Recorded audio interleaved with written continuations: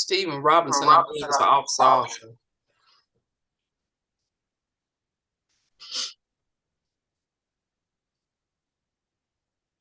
All right, this is the felony preliminary hearing calendar of Mr. Harold Jackson. Are you Mr. Harold Jackson? All right, the inmate has indicated that he is Mr. Harold Jackson. All right, this is the state of Georgia versus Harold Dwayne Jackson, charged in warrant number 2025 WA 54878. That's aggravated battery. Representing the state is ADA Thomas, representing the defendant is Attorney Rogers. Your witness, ADA Thomas. Thank you, Your Honor. Officer Gauthier, am I pronouncing your name correctly?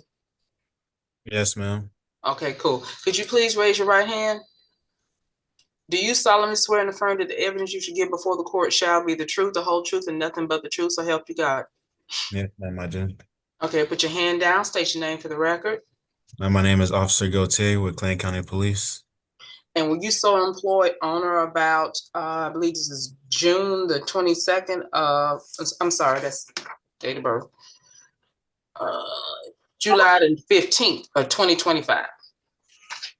Yes, ma'am. And did you have occasion to investigate an incident that occurred at 1706 South Lake Cove? Yes, ma'am. And is that within the confines of the city of Jonesboro, Clayton County?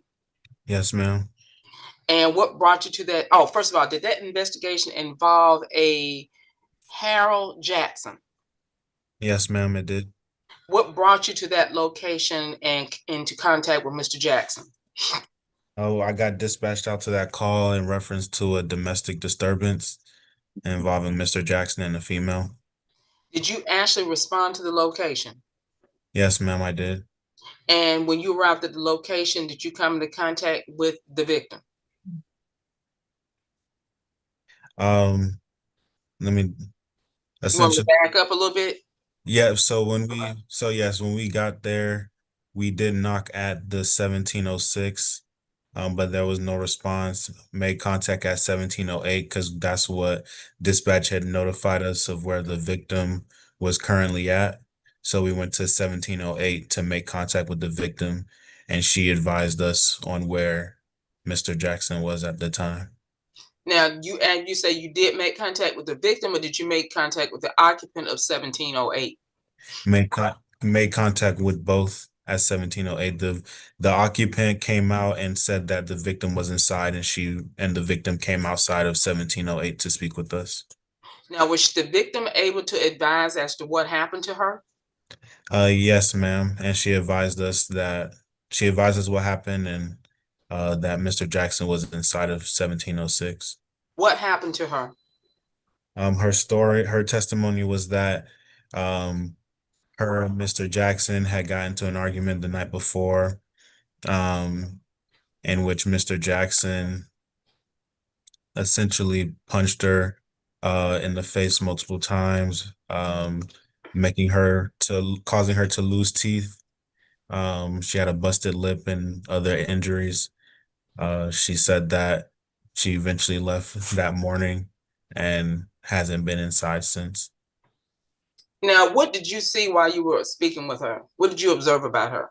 I did observe that she did have a swollen lip, that would typically come along with someone being punched in the mouth. I was able to see that she was missing teeth as well.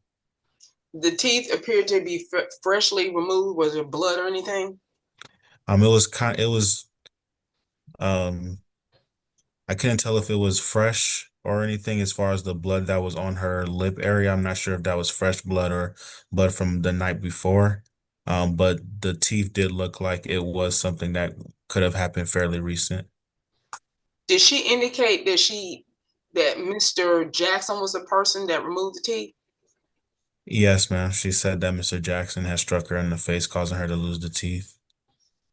Did he cause any other injuries beyond removing the teeth? Um, Anything that they pretty much went along with her being punched in the face. So, like a swollen lip, the teeth being knocked out, and then some bruising around her face, I believe. Okay. Do you know if any photographs were taken of her face or her condition? Yes, ma'am, I did take photographs. And was your conversation or encounter with her recorded in any way? Yes, ma'am, recorded with body cam footage. Whose body cam? It should be mine and the other officers on scene. And where is that footage now? That footage would be in our cloud server at this time. It usually gets uploaded after a certain amount of days. Okay. So it's within the custody of the Clayton County Police Department. Yes, ma'am. Okay. Now, were you ever able to make contact with Mr. Jackson? Yes, ma'am, I was. Was it that day? Yes, ma'am. How did you make contact with him? Um, so again, once we first got there, we knocked on the door, no one came. I believe Ms. Bento was able to go. She was able to come out and actually give us access to the home. She unlocked the door for us. And I believe Mr. Jackson was at the door at that time and he came out meeting us. And that's when I first made contact with him. So the victim let you all into the apartment? Yes, ma'am. And let me backtrack just a little bit. Is this an apartment or is it a hotel of some sort? This is an apartment located on I want to say South Lake Cove. Yeah. Forget the name of those apartments, but they're they're kind of like, yeah, they're apartments kind of built like townhomes almost. Okay. Yeah. And the victim did have a key. She lived there. Yes, ma'am. She did have a key there. Okay. Now, after Mr. Jackson came out, what did he tell you, if anything? Mr. Jackson, when he came out, his testimony essentially was just that Ms. Benta, she hangs out a lot with a lot of questionable people who can cause harm to either her or him. He advised that he never got physical with her. Um, he advised that she goes out, she drinks, she comes home late at night, early in the morning, and she comes back with injuries all the time. So the injuries that she had at that time could have came from anywhere, from her being out. He stated that he allowed her to stay with him because he saw that she needed a place to stay not too long before the incident. And so he allowed her to stay, but as he was trying to get her to leave the home, then she became saying like, she doesn't want to leave the house anymore. She can't leave unless he gets an eviction to get her out. Um, just overall, he was saying things of just her being disrespectful towards him. And they had a dispute about her moving out or staying in. And that's pretty much all he was able to tell me about the incident. He acknowledged there had been a dispute of some sort earlier Yeah, that evening? yeah, ongoing dispute between them. Okay. Now, were you able to go into the apartment? Yes, ma'am, I was. Could you tell if there had been any type of altercation or anything inside? Uh, from No, the home didn't look like there was any clear struggle or anything like that. He actually did walk us through. Mr. Jackson walked me through the apartment a couple of times. I asked him about like, the teeth. He did tell me that there was teeth at some point on one of the end tables in the living room, but they weren't there anymore. I'm not sure if he said that he had disposed of them or if she had them or disposed of them, but he did say that there was teeth in at that spot on the end table in the apartment at one time, but it wasn't there at that point. No. Did the victim indicate that the altercation occurred? I believe you said end table. Is that the living room or bedroom? It was in the living room. Did the victim indicate that's where the altercation occurred? Yes, ma'am. And the teeth were in that same room? Yes, ma'am. And the defendant acknowledged that there were teeth there? Yes, ma'am. Did he indicate whose teeth they were? Yes, ma'am. Who? He's advised that they did belong to Miss Benta. Okay. Were they like dentures or anything? I know it's probably like individual teeth. So real teeth? Yeah, real teeth. Okay. Did you see any blood or anything, or just acknowledgement that the teeth are there? Yeah, just acknowledgement. I didn't Okay. see any blood or anything within the unit itself. Okay. What did you do next, if anything? Um, after speaking with Mr. Jackson, getting a clear side of what took place for him, the other officers on scene, they spoke with Miss Benta to get a clear side of what happened with her. Um, after pretty much getting the story from both sides, spoke with um, other officers on scene, and we effected an arrest on Mr. Jackson for the battery against Miss Benta, being that they both were living in the same home together. Um, and there was clear signs that, you know, she had dismemberment of the body from her losing her teeth. So we had enough probable cause to make an arrest at that time. Great. Let me ask you something else. The neighbor that Miss Benta whose home that she was at, was he or she able to give you any kind of information about what they might have observed about what happened? So I was able to speak with both neighbors. The neighbor that Miss Benta's was inside the house that she was in, she advised that she never saw anything, but she was able to hear the altercation the night before coming through the walls. Since the walls are thin, she said she was able to hear an altercation. I asked her, has there been history? She advised that there was history of domestic abuse between the two since she's been there. Okay. I asked why did she not report or anything beforehand, and she just stated that Excuse me, she was essentially excuse me, officer. Hold on, officer. Yeah, I'm gonna object, Judge. It's become non-responsive at this point. The question was about whether or not the neighbors witnessed anything related to the incident. And Your Honor, I believe that's what the officer was saying, that a neighbor had witnessed several things. So that's what the officer was trying to explain. But officer, if you would, did the other neighbor observe anything?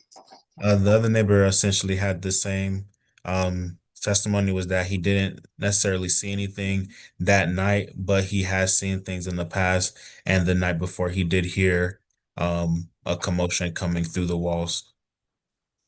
Did either neighbor observe the condition of the victim? Except for the one, to my knowledge, the only one who was able to observe the condition of her was the neighbor in 1708 whose home she was sitting inside of. Okay. And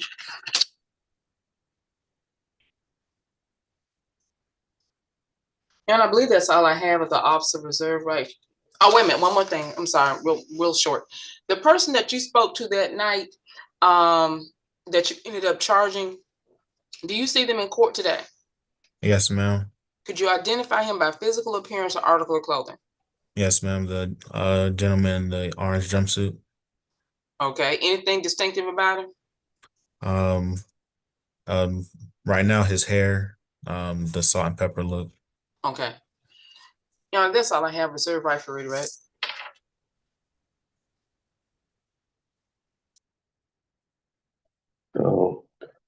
Officer Garcia, are you the lead on the case? Say that again. Are you the lead on the case? Yes, sir. And correct me if I'm wrong, I may have misunderstood something, but if I understood correctly, you guys responded at about 8 in the morning, is that correct? Yes, sir. It was fairly early. It was one of the first few calls I had that morning. But to your understanding, the incident is supposed to have happened the night before? Yes, sir. Okay. Can you hear me okay? Do I need to speak a little louder? No, you're fine. I just have my volume a little low on the computer. And so if I understand, the incident occurred the night before. The next morning, the alleged victim is in 1708, the neighbor's apartment. Is that correct? Yes, sir. At the time that we got there. Okay. And let me ask, because I thought on direct, you said that after the incident, the alleged victim was no longer at the location. Do you know where she went during that time? I'm on the side, on the end of. I'm not sure where she went after the incident initially took place. I just know that when the call was dispatched to us and we got there, we went to, she was inside of 1708 at the time that we arrived. Did anybody tell you whether or not that she had been there since last night or she had gotten there, this morning? Did anybody tell you when she got to 1708? Um, Not that I can remember, no, sir. And who called the police? I'm not too sure. I don't remember what dispatch advised. Like I said, we just get the call from, as dispatch gets it, they tell us that we're being sent out. And then so if I understand, there's no eyewitnesses to anything, correct? No, sir. All the people who we spoke with, none of them physically actually saw the incident take place. As far as you know, were there any calls at the time that the incident is supposed to have been occurring? No, not to my knowledge.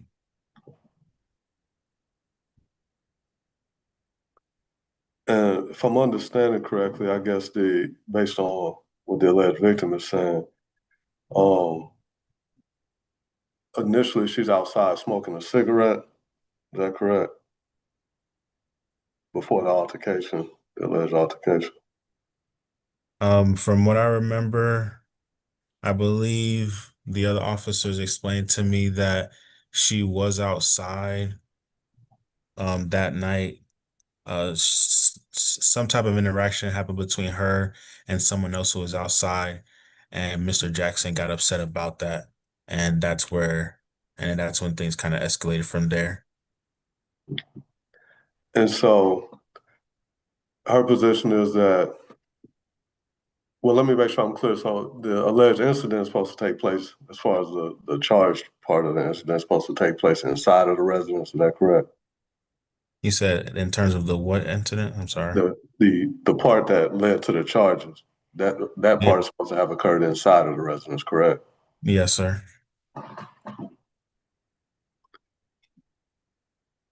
And I guess a couple of things. Number one, when you're speaking to the alleged victim, does she appear to be sober when you're talking to her?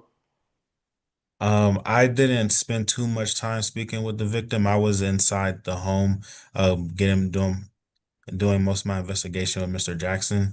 So from what I was able to, when I was able to speak with Ms. Benta, I didn't smell or see any signs of her being intoxicated at that time.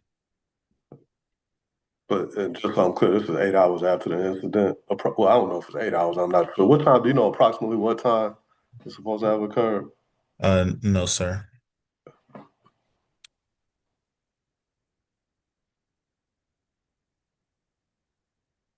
Does she ever explain, the alleged victim that is, does she ever explain why nobody called the police at the time? No, sir.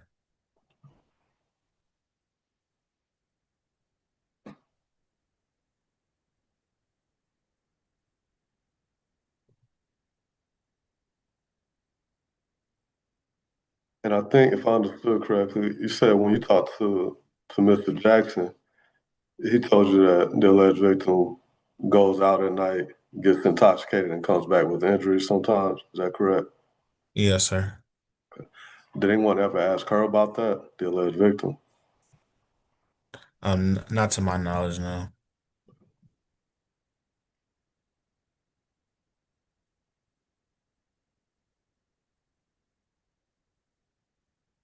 Do you know whether or not anybody asked the neighbor, I guess the person in 1708, if they knew anything about that? I did ask. All she was able to tell me was that oh, I'm sorry. I misunderstood your question. You're meaning in terms of her activities overnight, coming back home and things like that with injuries. No, that Right. no one else was able to say whether or not that was true or not.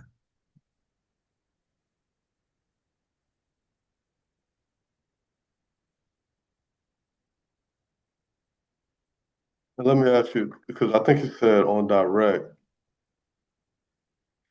you said it appeared that the teeth, I'm trying to Let me see, someone check my note right quick. You said it looked like the teeth looked like something that could have happened fairly recently. When you say looked like that, what do you mean? Like, what did you see? Um, you know how like when you lose a tooth from just I haven't lost a tooth in a while, but like when my nephews would lose a tooth, you can still kind of see like how the blood off the gum part looks fairly fresh. Mm. Um, I want to say there was maybe even like a chipped tooth as well that was from in her mouth. So it just didn't look like it was healing, like where the gum had like that solid color where there would be a new tooth coming in, if that makes any sense. I'm not really a dentist, so I can't really explain it that well. I understand also. Let me ask, did anybody ever take a look at Mr. Jackson or like his hands or anything like that? Yes, I did take a look at Mr. Jackson. Did you notice any sort of injuries on Mr. Jackson? Or any, I guess, defects? Um, no, I didn't. I didn't see if he had any swellings or anything like that. I want to be a little more clear about what I'm asking too. I appreciate your answer, but I want to be clear about what I'm asking. If somebody's, we talked about teeth getting knocked out, teeth being chipped. Seems to me there would at least be a possibility that a person would have maybe a scratch, cut, something on their hands, indicating that they had made contact with that kind of a body part. So that's what I'm asking about. Do you know whether or not anybody checked Mr. Jackson for anything like that? Uh, EMS did come out and check both of them. They didn't say if there were any signs of. Pretty much the answer to your question was no. There were no signs of anything on his hands or anything that would show that that he did any of those things.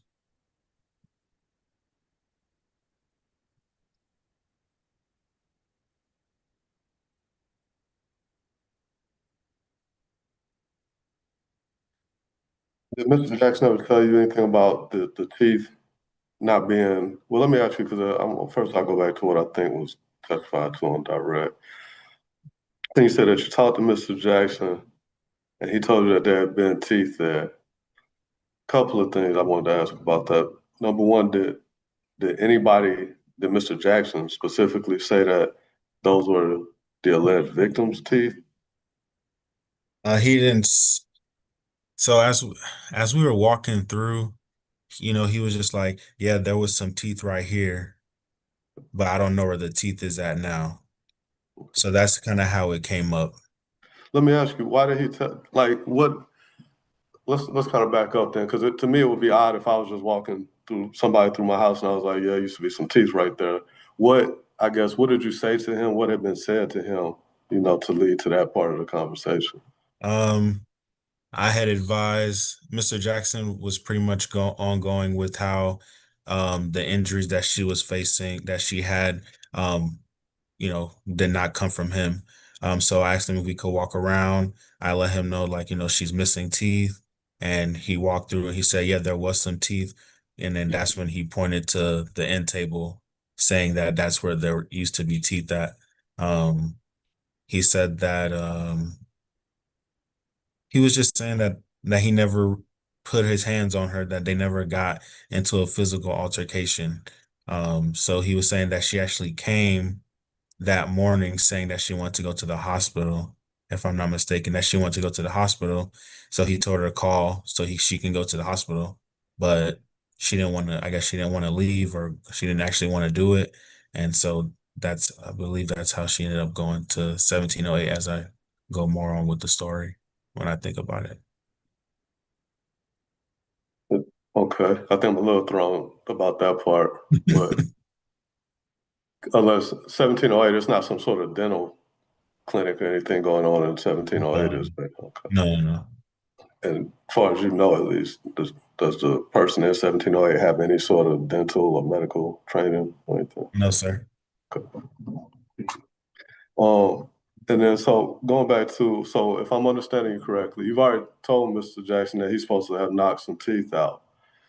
In response, he takes you on a tour of his apartment and points out where teeth were. Yes. But he denies that he's the one that knocked him out, correct? Yes, sir. Does he ever tell you anything about the teeth not being real or being implants or anything like that? No, sir. Does he tell you where the teeth came from, like how they came to be previously in that location? Um, I can't say 100% what he told me to say, like that's why the teeth were there. When you say you can't say, you mean you don't recall? Yeah, I don't recall.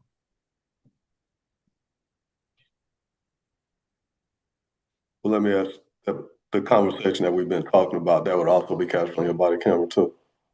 Yes, sir.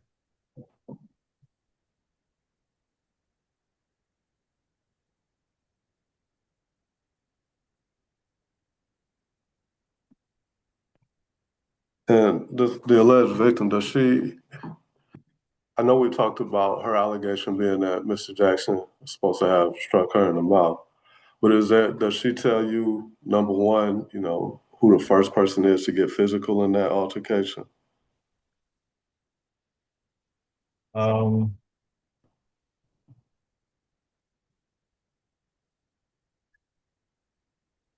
Excuse me. Uh, no, I don't recall. Like I said, the initial majority of the interviews between the two parties, I had mine with Mr. Jackson, and Ms. Benta had a separate interview with another officer on scene. The information that was given to me, most of the information that was put in my report was given to me from another officer based on what they had spoke with Ms. Benta. So in terms of, I can't recall if she said that who initially started the physical altercation between the two.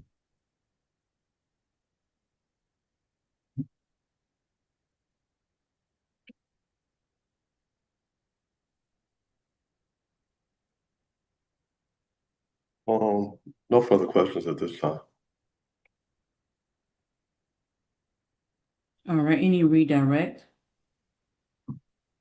Not at this time, Your Honor. All right, closing arguments. I'll reserve. All right, Attorney Rogers. Thank you. Judge, I guess there's two different issues that I would say as far as probable cause go. Number one, I'll kind of start at the end of the cross-examination testimony. Number one, it's not clear that it's been established who's supposed to have started any altercation. And that's, we're not conceding that there was one at all. But to the extent that we're going to entertain the alleged victim's version of events, anytime we start talking about a battery or any sort of injuries being inflicted, I think it's relevant who started that situation. Like I've said before, just because you lose a fight doesn't mean you didn't start the fight. You can start a fight and lose it. You can start a fight and come out the worse for wear after you start a fight. That doesn't change the fact of whether or not you started the fight or whether or not that person was acting defensively or any of these things. And I think a lot of times what I see is that short of knowing who starts the fight, the person who gets the worst of the fight ends up being labeled as an alleged victim, and the person who does not get the worst of the fight ends up charged a lot of the time. And so I don't think that the mere infliction of injuries in and of themselves show that someone has violated the law. But number two, that's only if we're entertaining the alleged victim's version, which is, like I said, is incomplete. So that'd be one basis to dismiss it on her version. But secondly, the timeline seems a little odd in that if the hasn't quite been accounted for, I guess, because at the end of the officer's testimony, he mentioned about there being her coming in, talking about going to the hospital, and then going to 1708. To me, that implies that there's not an immediate retreat to 1708 or anything like that. So I don't know that it makes a lot of sense that a person who claims that they were just attacked by somebody, if that's what the claim is supposed to be, or injured by someone, would then just sit around in the residence with them and ask them to take them to the hospital or talk to them about the hospital. Also, kind of odd that it wouldn't have been reported when it's supposed to have been happening, at least by someone. And part of the reason I mention that is that, we don't, without an opportunity to actually ask questions relatively close in time to see who's where and what's going on, we don't even know if Mr. Jackson was there when these injuries were inflicted. People say they heard something, they heard this, they heard that, but they didn't see anything. If people get drunk and fall down. Again, that doesn't mean that somebody pushed you. It doesn't mean that a crime was committed against you. So just for all these reasons, the fact that there's no witnesses, there's really at least been no testimony that establishes that she was not the primary aggressor on her version. Mr. Jackson was cooperative. He offered an alternative version that nobody said or done anything to disprove at this point. So at this point, Judge, I think it's a little premature to charge and accuse Mr. Jackson of aggravated battery. So I'd ask that the charge be dismissed for lack of probable cause. Thank you. All right. ADA Thomas. Yeah, I'm going to try to be brief. First and foremost is the fact that when the officers arrived at the scene, they observed visible injury to the victim consistent with having been beat up and having had her lip busted and her teeth knocked out. Second of all, we have the observations of the neighbors on either side of the apartment who, though they did not see the fight itself, they did hear the sounds of an altercation coming through the walls that I believe the officers described as thin on both sides. The third thing is the defendant has a teeth. Who does that? Your Honor, it could be alleged that she fell down, tripped, what have you. But the bottom line is all the physical evidence indicates that this gentleman had an altercation with the victim during which he punched her and beat her at some point sufficiently to knock her teeth out. State would contend that based on the testimony on the officer, that there has been sufficient probable cause to bind this case over to the Superior Court of Fulton County, the Superior Court of Clayton County. All righty. So based upon the evidence presented, I do find that there is sufficient probable cause to bind this charge over to the Superior Court of Clayton County. That's the order of the court. Thank you, Your Honor. Officer, you're free to go. Thank you. You're welcome. Get some sleep. Good morning, Judge. Good morning. All right, I'm about to call the calendar. We haven't even called the calendar. Oh, Mr. Lewis still not back? No, ma'am, but Mr. Mondelli has at least 2 cases on, so that's something. So let me go ahead and call the calendar. Again, this is the felony preliminary hearing calendar. When I call your case, please make your announcements. I understand that Alan Arnold is a consent bond. Yes, ma'am. Mm-hmm. Is that Mr. Mondelli? No, that's Judge. Attorney Lewis, Your Honor. Oh, okay. All righty. Thank you. What about Sergio Gonzalez? State's ready. Officers logged on. Judge, I see Ms. Bermuda is present. This was previously continued. Mr. Gonzalez indicated he wanted to hire his own attorney, so I will need to speak with him with Ms. Bermuda's assistance to see if that is in fact still the case. Okay. All right. And when was he last on the calendar? The 13th of August. August. Okay, that's been some time. Okay. Mikhail Harris. State's ready. Officers logged on. All right, that defendant is represented by Barry DeBro. I sent over an email, ADA Thomas, from him. He's requesting a continuance. You say Barian? Barry DeBro, that's the attorney. Spell that last name? DeBrow. Okay. First name Barry. Yeah, Miss Davis, you should have told us that. We could have been had that officer out of here. Okay. So, officer, if you don't have anything further other than Ms. Mikhail Harris, then you're free to go. Your Honor, that reset date is going to be October the 1st. Yes. Deputies, are you good on October the 1st? I am. I do have another case here today. Okay. Okay, just hang around. Okay. All right. Thank you. David Hernandez. State's ready. Officers logged on. I believe Mr. Milner indicated he needed an interpreter. Ms. Bermudez is on. So, all right, and so I'm gonna put that on. This is pretrial. Who has this case? Hernandez is Mr. Melnick, Jonathan Melnick. Is he on? He was, Your Honor. I think he had to report to Judge Malone. Oh, okay. Okay, I'll hold. Tierra Houston, State will be ready. Chris Toles is assigned, Your Honor. I'm sorry, Attorney Chris Toles is assigned to this case. Chris Toves, okay. He He sent sent a conflict letter, Your Honor. That is I couldn't confirmed. tell if he wanted us to wait or if he wanted it to be continued. It didn't really say. It didn't.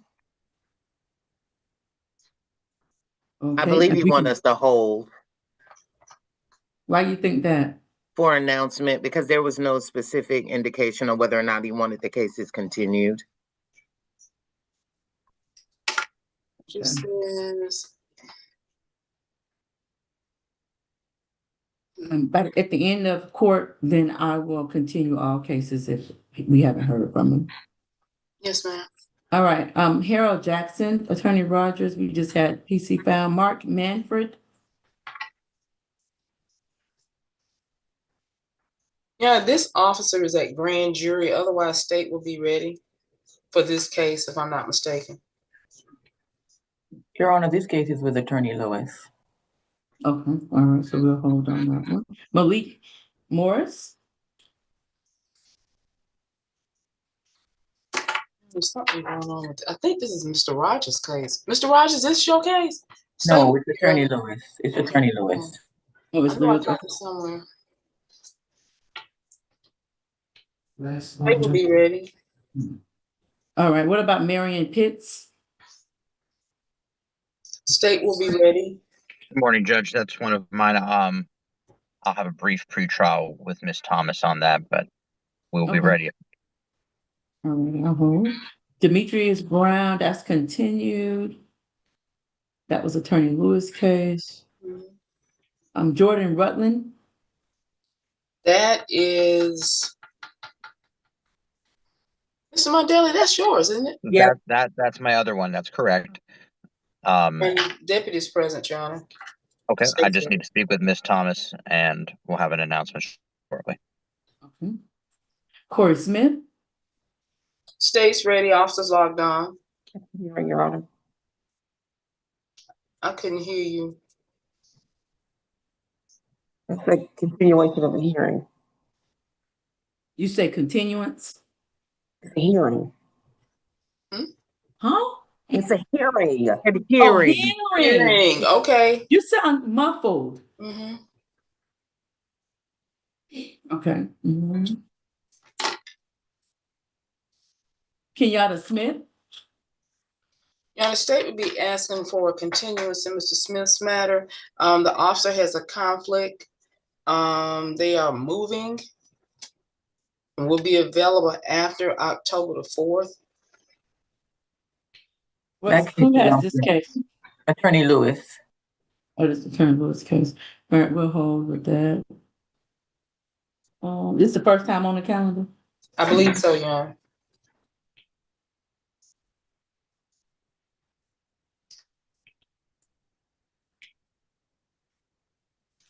All right, we'll hold for Mr. Lewis. And then, Tashambi Stripling, State's ready, officers logged on. I think that's Mr. Lewis's also, Your Honor, if I'm not mistaken. Calendar says Serge Jerome.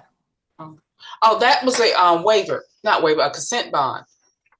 previously done, or? Yesterday, let me double check. Yes, he'll accept the bond.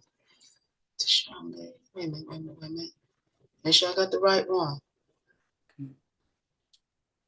He also sent the email asking us to stand by as well, but Sure, I will tell a lie.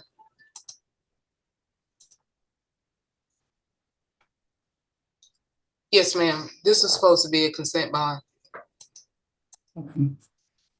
You got a notice consent bond. You'll send that over as well, right? Or you saying we already have it? Your Honor, he consented to it yesterday evening. It was sent to him, going through my email.